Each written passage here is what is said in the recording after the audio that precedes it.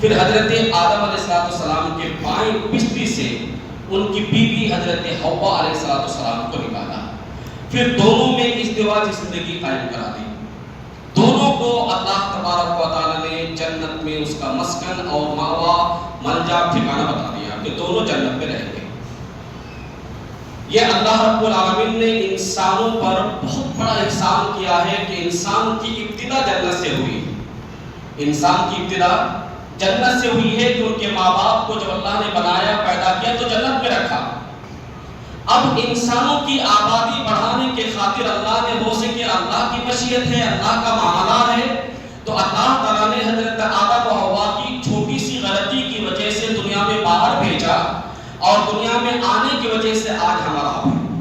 اور ایک دن ایسا آنے والا ہے کہ انسان کی اختتام ہو جائے گا، انسان کا خاتمہ ہوگا، سارے مخلوقات ختم ہو جائیں گے اور انسانوں کا حساب و کتاب ہوگا۔ پھر انسان اپنے اعمال کی بنیاد پہ یا تو جنت جائیں گے تو جہنم کے اندر مرے گا۔ یاد رکھیں گے انسان کی ابتدا اس کی جنت سے ہوئی ہے، اس کا مسکن، اس کا اصل ماوا مرجع، اصل ٹھکانہ، اصل گھر اس کے لیے جنت ہے۔ یہ خوش نصیبی ہے انسان کے لیے۔ اب آئیے دیکھتے ہیں کہ گناہ کیا ہے۔ انسان کی حقیقت آپ کو سمجھ میں آتی ہے گناہ کیا ہے۔ گناہ کہتے ہیں ہر وہ کام جس کے کرنے سے اللہ ناراض ہوتا ہے، اللہ کی نافرمانی ہوتی ہے۔ اللہ رب العالمین نے انسانوں کو پیدا کر کے بتا دیا کہ یہ کام کرنا ہے، یہ کام نہیں کرنا ہے۔ جن کام کو کرنے کا اللہ نے حکم دیا اللہ کی فرما برداری ہے، جن کاموں سے اللہ نے روکا ہے اس کام کو بندہ انجام دے رہا ہے تو اللہ کی نافرمانی ہے، اور وہی اللہ کی نافرمانی گناہ کہلاتا ہے۔ اللہ کی نافرمانی گناہ کہلاتا ہے۔ اب آئیے دیکھتے ہیں کہ انسان اور گناہ کے ساتھ اس کا تعلق کیا ہے۔ آخر انسان گناہ کرتا کیوں ہے؟ اس کے وجوہات بھی ہیں اور اس کے اسباب بھی ہیں، وہ اسباب میں انشاءاللہ میں آخر بتاؤں گا۔ پہلے یہ دیکھیں کہ اس روئے زمین پر سب سے پہلا گناہ کیا تھا۔ روئے زمین پر ایک وقت سب سے پہلا گناہ کون سا گناہ انجام پذیر ہوا، کون سا گناہ وقوع ہوا ہے اور کس سے ہوا ہے؟ سب سے پہلا گناہ جو ہوا ہے وہ اللہ کی نافرمانی ڈائریکٹلی جب اللہ تبارک و تعالی نے حضرت آدم کو پیدا کیا اور پیدا کرنے کے بعد تمام فرشتوں سے کہا کہ تم سب مل کر کے آدم کو سجدہ کرو، آدم کے سامنے جھکو، تو اس وقت وہ ابلیس لعین، وہ شیطان، وہ مردود جو جنات میں سے تھا لیکن اس کی عبادت اور بندگی، اس کی ریاضت، اس کی بدنیت کو دیکھ کر کے اللہ تبارک و تعالی نے اس کے نام جنات سے، اس کے جنات کے صفوں سے نکال کر کے فرشتوں میں ان کو داخل کیا تھا۔ لیکن اللہ رب العالمین کے حکم عدولی اور اس کی نافرمانی کرنے کی وجہ سے کہ جب اللہ رب العالمین نے حضرت آدم کے سامنے سجدہ کرنے کو کہا تو فرشتوں کے ساتھ ابلیس کو بھی یہ حکم ہوا تھا کہ آدم کو سجدہ کرے، لیکن ابلیس نے انکار کیا اور تکبر کرتے ہوئے کہا کہ میں مٹی کو سجدہ کیوں کروں؟ تو نے آدم کو مٹی سے بنایا اور مجھے تو نے آگ سے پیدا کیا، اور مٹی کی فطرت ہے اوپر سے نیچے کو آنا، آگ کی فطرت ہے اوپر سے نیچے، نیچے سے اوپر کو جانا، تو آگ ہمیشہ بلند رہتی ہے، تو چاہیے یہ تھا کہ آدم میرا کو سجدہ کرے۔ یہ ابلیس نے عقل دوڑائی تو اللہ تبارک و تعالی اس ابلیس کو ہمیشہ کے لیے اپنی رحمت سے دور کر دیا، مردود قرار دیا۔ اعوذ باللہ من الشیطان الرجیم۔ جب بھی کسی کو غصہ آئے تو اعوذ باللہ من الشیطان الرجیم کہنا چاہیے، کیونکہ شیطان مردود سے پناہ مانگنے کو اللہ نے حکم دیا ہے، یاد رکھیں گے۔ تو ابلیس لعین نے سب سے پہلا گناہ کیا ہے وہ اللہ کی نافرمانی کر کے، اللہ کا باغی بن کر کے، اللہ کے سامنے اپنا غرور اور تکبر دکھا کر کے، لیکن اللہ تبارک و تعالیٰ اسے ہمیشہ کے لیے ذلیل کر دیا اور ہمیشہ تک وہ ذلیل رہے گا۔ لیکن اس نے رب سے چیلنج کیا ہے۔ کس سے چیلنج کیا معلوم ہے؟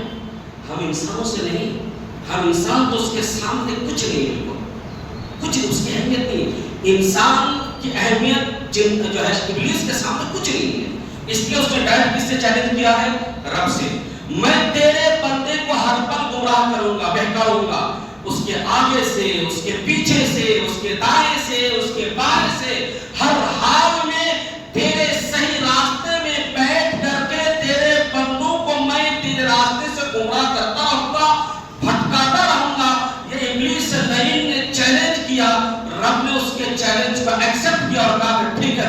تیری جو مرضی ہے کر لے، لیکن یاد رکھ انجام تیرا جب ہوگا تو تیرے ساتھ تیرے ماننے والوں کے بھی انجام وہ جہنم کے ایندھن کی شکل میں ہوں گے۔ آج دنیا میں انسان ایندھن کی شکل میں گیس اور لکڑیاں اور جلاون جلاتے ہیں، لیکن کل قیامت کے دن اللہ تبارک و تعالیٰ جب جہنم کی آگ کو تھوکے گا، اس کو جو ہے اس کا انگارے کو بھڑکایا جائے گا، تو اس وقت اس جہنم کے آگ کے ایندھن انسان پتھر ہوں گے۔ تو میرے بھائیوں، ابلیس سے لعین کے چکر میں آ کر کے ابلیس اور اس کے ہرکارے اور اس کے جو ہے عیال اور اس کے جو ہے اس کے ماوا اور اس کے معاون اس کے مددگار کے ساتھ ہو کر کے جو انسان اس شیطان لعین کا پیچھا کرتا ہے، اس کا انجام بھی وہی ہوگا جو ابلیس کا ہوگا۔ تو سب سے پہلا گناہ ابلیس نے رب کی نافرمانی کر کے کی۔ انسان سے سب سے پہلی غلطی کون سی ہوئی ہے، کس سے ہوئی ہے؟ وہ ہے حضرت آدم اور حضرت حوا علیہ السلام کا اللہ کے ممنوعہ شجرہ سے پھل کا چکھ لینا۔ ابلیس لعین کے گمراہی اور اس کے جھانسے اور اس کے چکمے میں آ کر کے حضرت آدم علیہ السلام اور حضرت حوا علیہ السلام کے اس درخت کے پھل کا کھا لینا جس درخت کے پھل کے کھانے سے اللہ نے منع کیا تھا۔ ابلیس نے آیا کیونکہ اللہ رب العالمین نے حضرت آدم و حوا کو پیدا کر کے جنت کا ٹھکانہ بنا دیا، تم جنت میں رہو، لیکن اللہ نے وہی پر اللہ نے منع کر دیا کہ جنت کی ساری چیزیں جس سے تم فائدہ اٹھانا چاہو اٹھا سکتے ہو، لیکن ایک درخت کے قریب نہ جانا، اس درخت کے پھل نہ چکھنا، منع کر دیا تھا۔ تو وہاں منع بھی تھا، وہاں حکم بھی تھا اور وہاں منع بھی تھا، کرنے کا بھی تھا، نہ کرنے کا بھی تھا، لیکن ابلیس اور شیطان لعین آ کر کے حضرت آدم و حوا کو بہلانے پہلانے لگا، پھسلانے لگا اور کہا کہ ارے آپ کو معلوم ہے کہ آپ کے رب نے اس درخت کے پھل کھانے سے کیوں روکا ہے؟ وہ کیا کہا؟ اس لیے روکا کہ اگر آپ اس درخت کے پھل کو کھا لو گے تو ہمیشہ جنتی بن جاؤ گے، یا تو فرشتے بن جاؤ گے، ہے نا؟ یہ اس طرح کے جھانسے دیا شیطان نے، ابلیس نے حضرت آدم و حوا کیونکہ بشر تھے، انسان تھے، غلطی کا ہونا امکان تھا، دونوں نے شیطان لعین کے جھانسے میں آ کر کے پھل چکھا اور وہ دونوں اللہ کی گنہگار ہو گئے۔ جب بھی کیوں ہی انہوں نے ممنوعہ شجرہ منع کی وہ درخت کا پھل چکھا تو جنت کے لباس جو ان کے جسم پہ تھے فوراً اتر گئے، پھر ننگے ہو گئے دونوں۔ ان کو سمجھ میں آیا کہ واقعی انہوں نے غلطی کی ہے، تو غلطی ہو گئی، آدم و حوا سے غلطی ہو گئی، پہلا گناہ اس سے ابلیس سے تھا، دوسری غلطی حضرت آدم و حوا سے ہوئی۔ اب ان دونوں کی غلطی کی معافی کا معاملہ آیا تو ڈائریکٹ ان دونوں نے ڈائریکٹ رب کو خطاب کر کہا، کیا کہا؟ ربنا ظلمنا انفسنا وان لم تغفر لنا وترحمنا لنكونن من الخاسرین۔ دونوں نے اپنے رب کو حاضر ناظر جان کر کے رب سے کہا کہ ربنا ظلمنا، اے پروردگارا ہم نے اپنے نفسوں پر ظلم کیا ہے، یہ غلطی ہم نے کی تھی، ہم نے کیا ہے، جرم ہم نے کیا۔ اب معاملہ کیا ہے؟ اگر تو نہیں بخشے گا، وَإِن لَمْ تَغْفِرْ لَنَا، اگر تو ہم پر رحم نہ کرے گا، وَتَرْحَمْنَا، اگر تو ہمیں نہ معاف کرے گا اور نہ رحم کرے گا تو ہم خار و خاسر اور نقصان اٹھانے والوں سے ہو جائیں گے، ہے نا؟ تو دونوں کی دعا اللہ رب العالمین نے قبول کی ہے۔ پتہ یہ چلا کہ غلطی انسان سے ہونا یہ لازمی حصہ اس کی زندگی کا، لازمی حصہ ہے، ہو جاتا ہے۔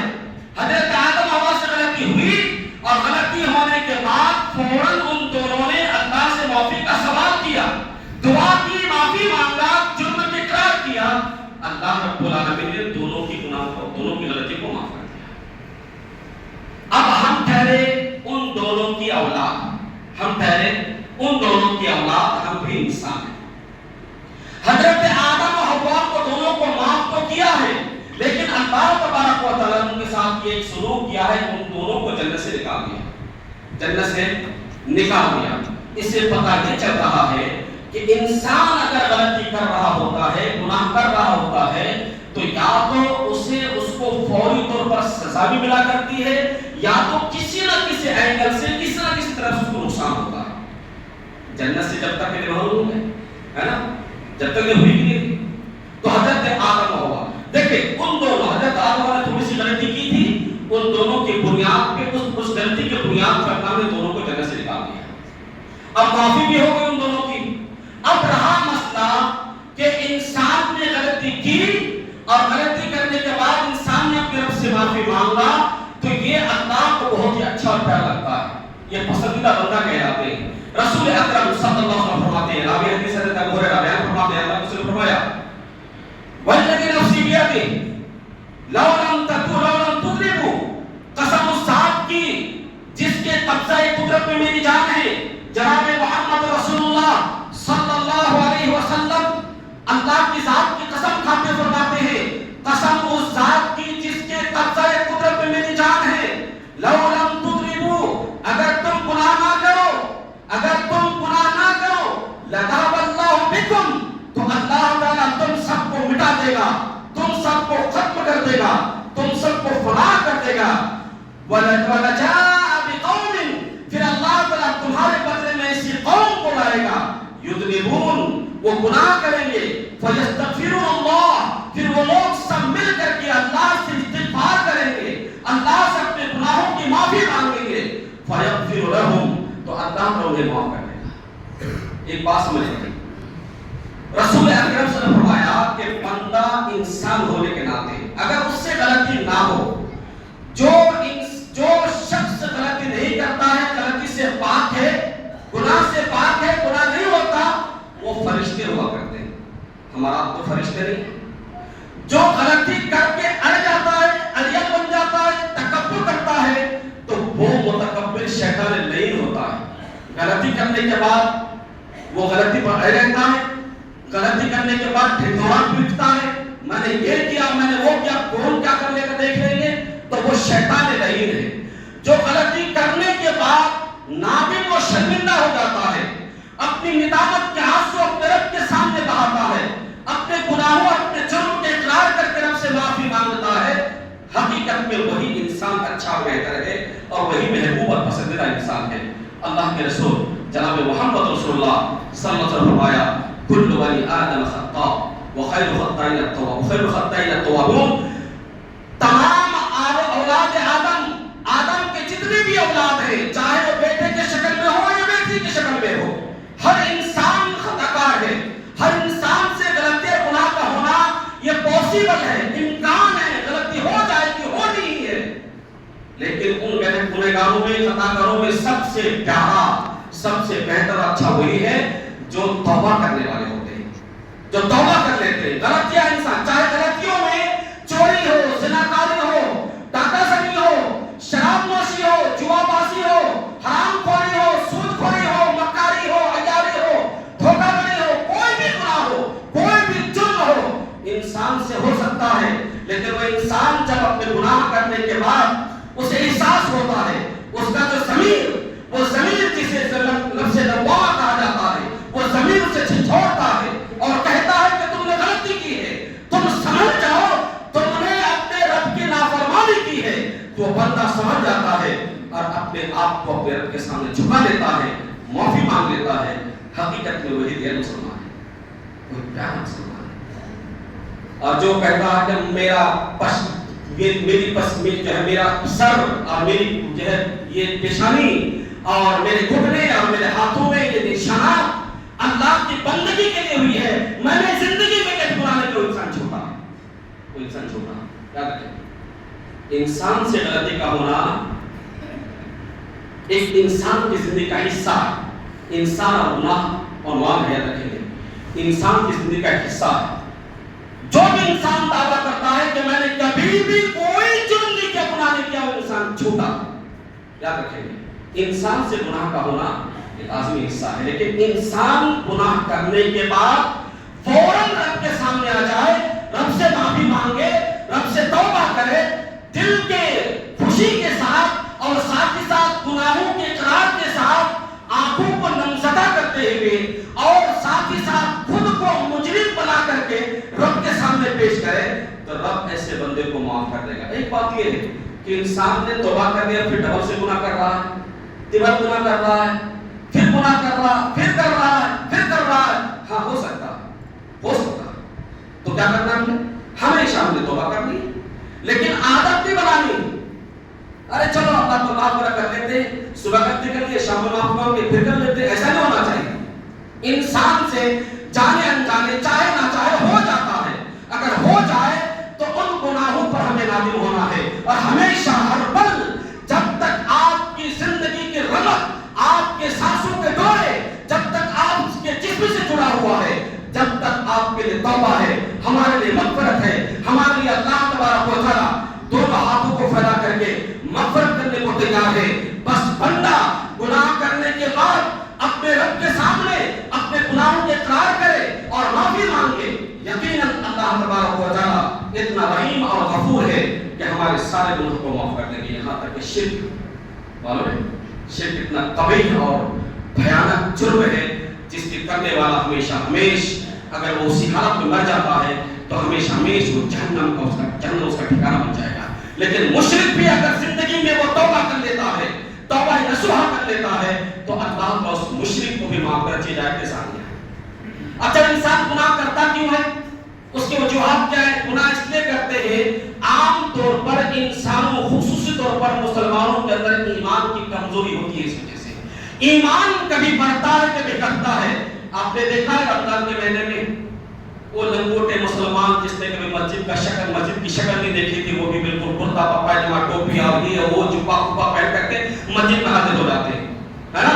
جو ہمیشہ جس کی زندگی جواری، شرابی، کبابی اور عیاری، مکاری، خواہشات بازی اور جو ہے پتہ نہیں کس کس جرائم کے وہ جو مجرم ہوتے ہیں، جب رمضان کا مہینہ شروع ہوتا ہے تو ایمان کی اسپرٹ بڑھ جاتی ہے، ایمان اسے وہ ایمان کی طاقت اسے ملتی ہے، تو سارے جرائم کو چھوڑ کر کے، سارے گناہ کو چھوڑ کر کے وہ ایمان کی حلاوت اسی چاشنی پانے کے لیے وہ ایمانی طاقت اور قوت اسے مسجد میں دھکیل دیتی ہے، اور وہ انسان آ کر کے رب کے سامنے روتا ہے، گڑگڑاتا ہے، معافی مانگتا ہے، آنسو بہاتا ہے، بھیک مانگتا ہے، رب کے سامنے پتہ نہیں کیا کرتا ہے۔ لیکن رمضان جو ہی گزرا پھر اپنی اصلی حالت پر آ جاتے ہیں، کیونکہ اس وقت شیطان لعین بڑے جو ہے شیاطین ہوتے ہیں، وہ جکڑے اور بندے ہوتے ہیں، اور اسی صورت میں انسان جب تک کہ اس کے اندر ایمان کی طاقت اور جو آ جاتی ہے تو انسان اچھا ہو جاتا ہے۔ اس کا آپ نے کبھی دیکھا ہوگا کہ جمعہ کے دن آج کا ایمان بڑھا ہوتا ہے، انسان کا جمعہ کے دن انسان کا ایمان بڑھا رہتا ہے نا؟ اس لیے جمعہ کے دن جماعت کے ساتھ نماز پڑھ کر ہم آ جاتے ہیں، آئے دن چاہے عالم ہو، چاہے عام آدمی ہو، چاہے کوئی بھی ہو، کوتاہی کر لیتے ہیں، سستی کر لیتے ہیں، ہو جاتی ہے سستیاں، کوتاہیاں ہو جاتی ہے۔ لیکن جمعہ کے دن بابا سوچتے ہیں کہ نہیں ہم کو وقت پہنچنا ہے، کیونکہ وہاں جمعہ کے ساتھ جماعت کے ساتھ نماز پڑھنی ہے، تو ایمان بڑھ جاتا ہے۔ لیکن ایمان میں جب کمی آتی ہے، ایمان جب کمزور ہو جاتا ہے، تو وہی انسان جب ایک گناہ کرتا ہے تو اس ایک گناہ کو جب ہلکا سمجھتا ہے، ارے کوئی بات نہیں، کوئی مسئلہ نہیں، اللہ کا اتنا بڑا غفور ہے، اتنا بڑا معاف کرنے والا ہے، میرا تو چھوٹا موٹا گناہ ہے، اس میں کیا حرج کی بات ہے۔ جب گناہ کو انسان ہلکا سمجھتا ہے تو دوسرا کرتا ہے، تیسرا کرتا ہے، اس طرح کر کے اس کی پوری زندگی گناہوں میں لپت ہو جاتی ہے، پھر وہ گناہوں کے دلدل میں دھستا چلا جاتا ہے، پھر شرم و حیا اس کے دل سے نکل جاتا ہے، پھر وہ نہ اپنے اولاد کا فکر اسے ہے، نہ اپنے بیٹوں کا فکر اسے ہے، نہ اپنے ماں کا، اپنے سماج اور معاشرے کا، نہ اپنے دین کا، اپنے اسلام کا، نہ خود کی عزت کا فکر ہوتی ہے۔ وہ انسان بے شرم ہو کر کے وہ تمام سماج اور معاشرے کو، وہ اسلام کو، اللہ اور اس کے رسول کو، کتاب و حدیث کو، وہ سماج اور معاشرے کے تمام انسانوں کو، غیور اور غیرت مند انسانوں کو دھوکہ دے کر کے اپنی عزت کا سودا کرتے ہوئے وہ کھلے بازار اپنی عزت کا سودا کر لیتے ہیں۔ جب انسان کے اندر ایمانی کمزوری پیدا ہو جاتی ہے، جب وہ انسان اپنے خواہشات کا غلام بن جاتا ہے، جب وہ انسان اپنے چاہتوں اور اپنے ارادوں کا مالک بن جاتا ہے، ارادوں کے غلام بن جاتے ہیں، اس کا نفس جیسا چاہا، اس کا نفس امارہ جب جس کام کو بھارا فوراً کی بات پر اپنا کہتے ہوئے وہ مجرم ایک غلام کی حیثیت سے نفس امارہ کے اشارے پر ناچتا اور کودتا ہے۔ وہ انسان جرم کے بڑے جرائم کرتے ہیں اور بڑے گناہوں میں ملوث ہو کر کے وہ قوم اور سماج کو شرمسار کر دیتے ہیں۔ تو یہ گناہوں کی وجہ کیا ہے؟ اس کی ایمان کی کمزوری ہے، ساتھ ہی ساتھ اللہ رب العالمین کے ذکر سے غافل ہونا، اللہ کے پکڑ سے ڈرا بے خوف ہو جانا۔ میرے بھائیو، کیا انسان یہ نہیں جانتا کہ اللہ تبارک و تعالی اتنا حکیم ہے، اتنا دانا ہے، اتنا بصیر ہے، اتنا خبیر ہے، وہ دیکھنے والا، سننے والا، وہ آپ کے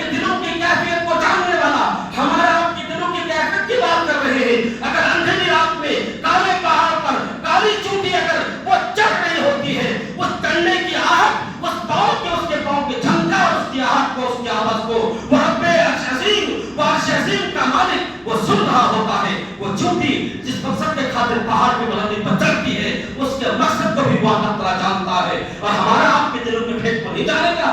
انہ علیم بذات الصدور، وہ سینے کے بھیدوں کو جانتا ہے۔ میرے بھائیو، جب آپ اپنے رب سے غافل ہو جاؤ گے، رب کی پکڑ کو بھول جاؤ گے، کل قیامت کے دن جب تحریک کا آپ کا احساس نہیں ہوگا، لاپرواہی کے عالم میں زندگی بسر کرو گے، تو انسان دنیا کے سارے حدود کو توڑ کر کے، اسلام کے سارے حدود کو توڑ کر کے، وہ تمام مراحل اور گناہوں کے راستے کو طے کرتے ہوئے وہ اپنی بڑی عیاشی کی زندگی اور دیگر خرابیوں کی زندگی گزار کر کے انسان چلا جائے گا۔ لیکن جب جس دن اس کی آنکھیں بند ہوگی، جب سب سے پہلا مہمان بنے گا قبر کا، جب قبر کا مہمان بنے گا، فرشتے اسے دبائیں گے، قبر اس کو بھیجے گی، سانپ بچوں سے ڈنڈ ماریں گے، جب ہمیں احساس ہوگا میں نے دنیا میں بہت زیادہ عیاشی کر لی تھی، اے کاش نے میں عیاشی نہ کیا ہوتا، تو اس دن اسے احساس ہوگا۔ لہذا موت کو یاد کرو، قبر کو یاد کرو، آخرت میں اللہ کی پکڑ کو یاد کرو، اللہ کے سامنے جواب دہی کو یاد کرو، گناہ نہیں ہوگا۔ آج ہمارا سماج اور معاشرہ گناہوں سے بھرے پڑے ہیں، ہر گھر میں کسی نہ کسی شکل میں گناہ موجود ہے۔ ہم عالم ہیں پھر بھی ہمارے گھر میں گناہ ہے، ایک عام آدمی اس کے گھر میں گناہ ہے، ایک منڈل ہے، ایک گاؤں کا سرکار اور سردار ہے، اس کے گھر میں گناہوں کی کئی شکلیں بھری پڑی ہیں، لیکن ہماری خاموشی، ہمارے چپ رہنے کی وجہ سے یہ برائیاں، یہ خرابیاں، یہ فحشکاریاں، یہ زناکاریاں، یہ چوریاں، یہ تہمت اور الزام تراشیاں یہ عام ہوتی چلی جا رہی ہے۔ ہمیں کوئی پرواہ نہیں، ہمیں کوئی فکر نہیں، اور جب بھی کوئی کسی جرم میں پھنستا ہے، زناکاری میں ہو یا دیگر چیزوں میں ہو، تو اس کی اس برائی کی تشہیر اتنی زیادہ کرتے ہیں، نالے کو ایسے نالے لوگ ہوتے ہیں جو فیس بک میں، واٹس ایپ میں اور انسٹاگرام اور دیگر چیزوں میں بیچارے اس گنہگار انسان کی زندگی کو مزید برباد کرنے کے لیے ان کے فوٹو کو شیئر کر دیتے ہیں اور وائرل کر دیتے ہیں کہ ہمیں آپ کو شعور نہیں، ہمیں آپ کو احساس نہیں، اور ہم اسی بہن، اسی بیٹی، اسی بہو کی عزت کو اپنے موبائل سے دیکھ کر کے کہتے ہیں کہ فلاں کی بیٹی ایسی ہو گئی، فلاں کی بیٹی بہو ایسی ہو گئی، فلاں کے بیٹا ایسا ہو گیا۔ غیرت کے ہوش لو میرے بھائیوں، یہ اسلامی معاشرہ ہے، ہم مسلمان ہیں، ہمارا دین اسلام ہے، ہمارا رب اللہ تبارک و تعالیٰ ہے۔ ہمیں کوشش تو یہ ہونی چاہیے لوگوں کی برائی کو چھپائی جائے، لوگوں کے بے عزتی کو لوگوں کو بے عزتی سے بچایا جائے، ان کو عزت دی جائے، ان کو احترام دی جائے۔ آج ہم گناہوں کو تشہیر کرتے ہیں، اور خصوصی طور پر یہ نوجوان جن کو عمر ابھی 15 سال، 13 سال، 18 سال، 20 سال ہے، وہ موبائل اسکرین ٹچ موبائل لے کر کے، اینڈرائڈ موبائل لے کر کے وہ فیس بک اور جو ہے دیگر پتہ نہیں کس وہ ایپ میں جا کر کے وہ دیگر اپنے ماں بہنوں کی عزت کو وہ اپنے دیکھ رہے ہیں، اور اس کو جو ہے فارورڈ کر رہے ہیں، اس کو سینڈ کر رہے ہیں، اس کو ایک دوسرے کے لیے بھیج رہے ہیں۔ یاد رکھیں، گناہ کرنے والے، گناہ کرتے ہوئے دیکھنے والے، اور گناہ جہاں ہو رہا وہاں خاموش رہنے والے، گناہوں کی تشہیر کرنے والے، یہ سب ایک ہی تھالی کے چپٹے بنتے ہیں، سب کی پکڑ اور گرفت ہوگی۔ کسی ماں کی، کسی بہن کی عزت گئی تو اس کی حفاظت کرو، بچانے کی، اسے توبہ کرواؤ، اسے معافی مانگنے کہو، آپ اس کی تشہیر نہ کرو، اس کی برائی کو پھیلائے نہیں، ورنہ آپ کی کوکھ میں بھی اللہ نے بیٹی دے رکھی ہے، آپ کی کوکھ میں اللہ نے بیٹا دے رکھا ہے، پتہ نہیں کب کس کا بیٹا بیٹی ناجائز راستے اختیار کر کے ہمارے سماج اور معاشرے کے لوگوں کے سر کو جھکا دے، ہمیں پتہ نہیں۔ لہذا ضرورت اس بات کی ہے، جب ہم انسان ہیں، انسان ہونے کے ناطے غلطیاں ہم سے ہو سکتی ہے، ان غلطیوں کا بداوا، ان غلطیوں سے بچنے کے راستے، ان غلطیوں کی معافی مانگنے کے جو ڈھنگ اور طریقے جناب محمد رسول اللہ صلی اللہ علیہ وسلم نے مختلف احادیث کے اندر دی ہے۔ اللہ تبارک و تعالیٰ نے حضرت آدم و حوا کو معاف کرنے کا طریقہ بتا دیا ہے۔ ربنا ظلمنا انفسنا وان لم تغفر لنا وترحمنا لنكونن من الخاسرین۔ رات کی تاریکی میں، دن کے اجالے میں، سجدے میں جا کر، رکوع میں، قیام میں، گھروں میں بیٹھ کر، کام کاج میں ذکر و اذکار کریں، اللہ کو یاد رکھیں، قبر کی زندگی کو یاد رکھیں، موت کو یاد کریں، حساب و کتاب کو یاد کریں، لوگوں کے حقوق پر ڈاکہ نہ ڈالیں، جائز حق والوں کو حق دیا کریں، لوگوں کو عزت پوچھانا نہ کریں، بڑوں کا احترام کیا کریں، علماء کرام کی قدر کریں، کتاب و سنت کی اہمیت کو جانیں، اسلام کی روشنی کو پھیلائیں۔ جاہل گھمار اسلام جس کا کوئی واسطہ نہیں، جو دین کا مذاق اڑاتا ہے، کتاب و سنت کا مذاق اڑاتا ہے، جو علماء کا مذاق اڑاتا ہے، ایسے لوگوں کے ساتھ تعلقات نہ رکھیں، علماء سے دوستی رکھیں۔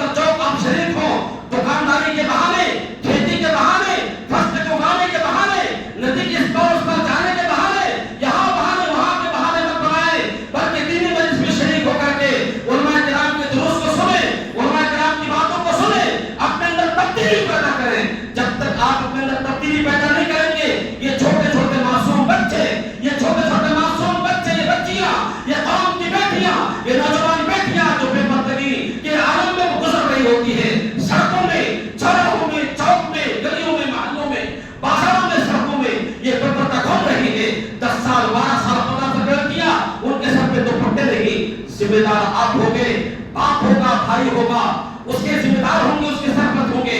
کل قیامت کے دن ایک ایک کر کے سب سے پوچھا جائے گا. ضرورت اس بات کی ہے اپنے ماحول کو پیدا کریں.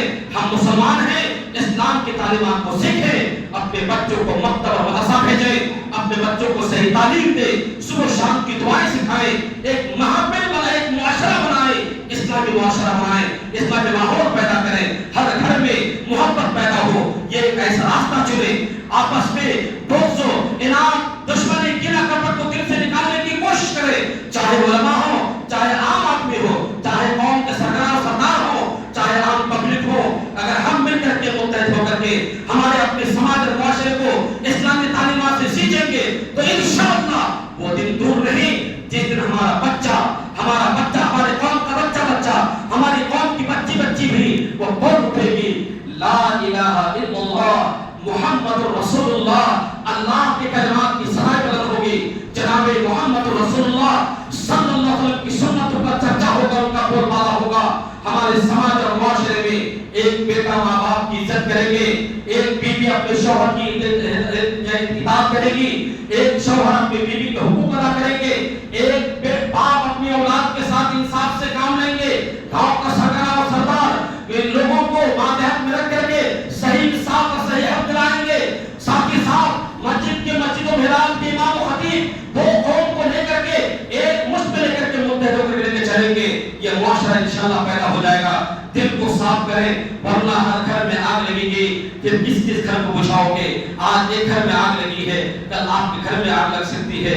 کس گھر کو بجھاؤ گے اور کس گھر کی داستان دوسروں کو سناؤ گے اور کب تک سنتے اور دیکھتے رہ جاؤ گے؟ میرے بھائیوں، یہ موقع ہے، یہ زندگی ہے. جب تک ہماری زندگی میں سانس کا ڈورا ہے اسے ٹوٹنے سے پہلے اسے بچانے کی کوشش کرو. قبر کے سوالات سے بچنے کی کوشش کرو. میدان محشر میں ننگے کھڑے ہونے، بے پایا بے چپل کی اور ننگے پیر کھڑے ہونے، وہاں کے جواب دینے کے لیے تیار ہو جائیں. اس کی تیاری آپ کو یہی کرنی ہے. مرنے کے بعد کوئی نہ آپ کا ساتھ جانے والا ہے، نہ آپ کے جو ہے ہیلپر ہوں گے، نہ آپ کے منی اور کے پیسے جائیں گے.